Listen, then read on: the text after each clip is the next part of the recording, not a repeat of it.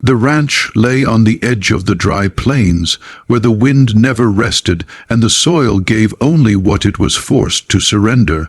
Thomas Hale had lived there since he was a boy, inheriting little more than cracked land, a leaning barn, and a stubborn will from his father. By the time he turned 35, he owned exactly one cow, a mule with a bad leg, and a house that creaked like it was remembering better days. He worked from dawn to nightfall, yet hunger followed him like a shadow. Loneliness followed closer still. People in the nearby town knew Thomas as the quiet rancher who never complained.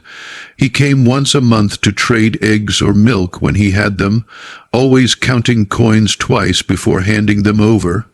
He listened more than he spoke. The women of town barely noticed him, and when they did, it was with the polite distance reserved for men who had nothing to offer but calloused hands. One autumn afternoon, when the dust hung thick in the air, a stranger arrived with a trader's caravan. She stood apart from the others, wrapped in a plain brown dress that did little to hide her size. She was large, broad, shouldered, heavy in the middle, with a face that looked older than it probably was. Her hair was tied back tightly, her eyes sharp and watchful. People whispered about her as they always did when someone didn't fit neatly into their expectations. Thomas noticed her only because she noticed him first. "You own that cow?" she asked when she saw him trading in the square. "Yes," Thomas replied, surprised. "I'm looking for a husband," she said bluntly. "I'm offering a cow in return." He thought she was joking. When he realized she wasn't, his mouth went dry. A cow was wealth. A cow meant milk, calves, trade. A cow meant survival through winter. "What's your name?" he asked carefully. "Mary," she said. "I won't lie to you. I'm not young, I'm not pretty, but I work harder than most men, and I won't be a burden." Thomas looked at her hands. They were thick, scarred, strong.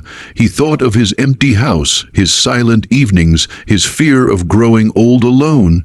He thought of winter. They spoke for hours, sitting on a broken fence.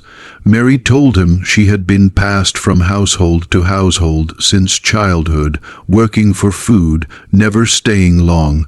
She wanted land, stability, a place where she belonged. Thomas told her about his father, his mother's grave, the way the ranch seemed to swallow years without reward. By sunset, the decision felt less like a choice and more like a surrender to fate. They married 2 weeks later. The ceremony was small, almost embarrassed. A traveling preacher said the words quickly. Townsfolk watched with curiosity and quiet judgment. Some pitied Thomas, others mocked him behind his back. Mary kept her chin high, her expression unreadable. When they returned to the ranch, Mary brought the cow as promised. A strong, healthy animal, far better than Thomas's old one. For the first time in years, hope stirred in his chest. That night, as the sun sank and the cold crept in, Thomas lit a lamp inside the house. The bedroom was simple, one bed, one chair, a trunk against the wall. He felt awkward, unsure where to stand, what to say. He had never shared his space with anyone. Mary stepped inside, set down her small bundle, and looked around. She nodded once, as if approving something only she could see.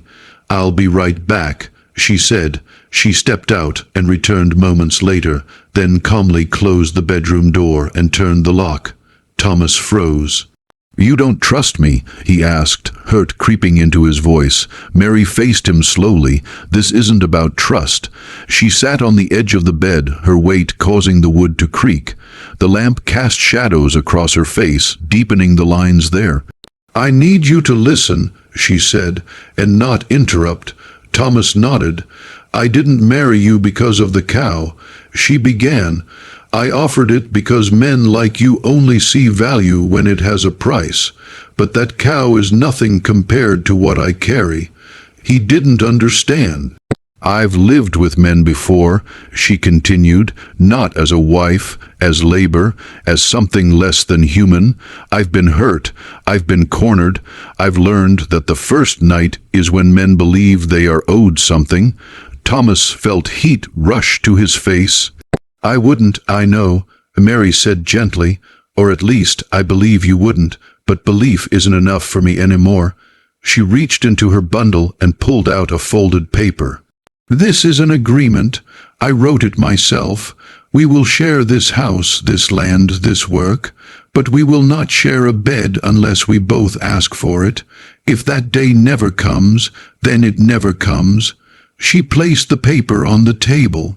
I locked the door because I needed control over something tonight. I needed to know that my body was mine. Silence filled the room. Thomas sat down heavily. Shame, relief, confusion, all tangled together inside him. You don't owe me anything, he said quietly. Not the cow, not yourself. Mary studied him, as if measuring his words against years of disappointment. We'll sleep separately tonight, she said. There's a pallet in the other room. Thomas nodded. I'll make the fire. That was how their marriage began. Not with passion or promises, but with boundaries drawn in the lamplight. Days turned into weeks. Winter approached. Mary proved true to her word. She worked from sunrise to sunset, stronger than Thomas had imagined. She fixed fences, hauled water, milked cows with practiced ease. She spoke little, but when she did, her words were direct and thoughtful. At first, Thomas felt like a guest in his own home. Mary rearranged things without asking, not out of disrespect but efficiency.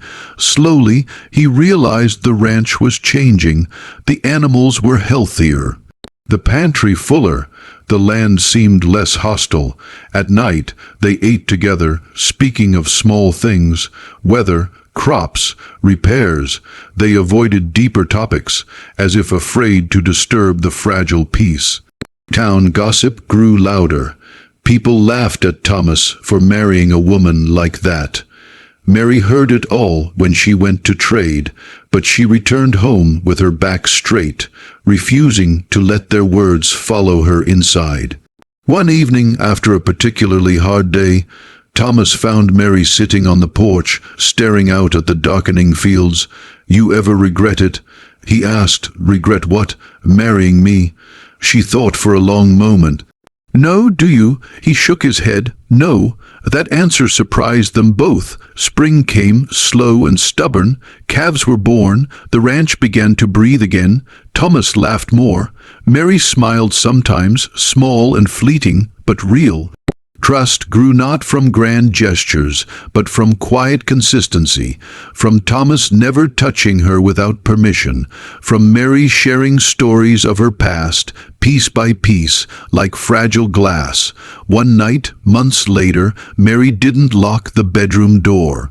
She didn't say anything either. Thomas noticed. His heart pounded, but he said nothing. He slept on his pallet, respecting the silence. The next night, she spoke. You can sleep here, she said, standing beside the bed.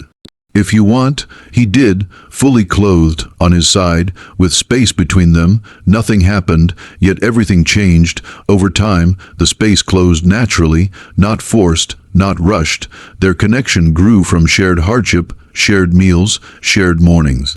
When they finally touched, it was gentle, uncertain, full of pauses and questions. It was not a wedding night fantasy, but something far stronger, consent earned and honored. Years later, people would say Thomas had married poorly or strangely or foolishly.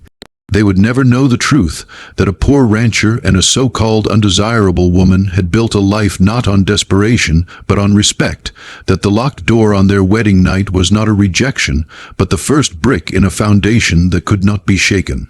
And in the quiet of the plains, where the wind still never rested, the ranch thrived, not because of a cow, but because two broken people chose to protect each other before anything else.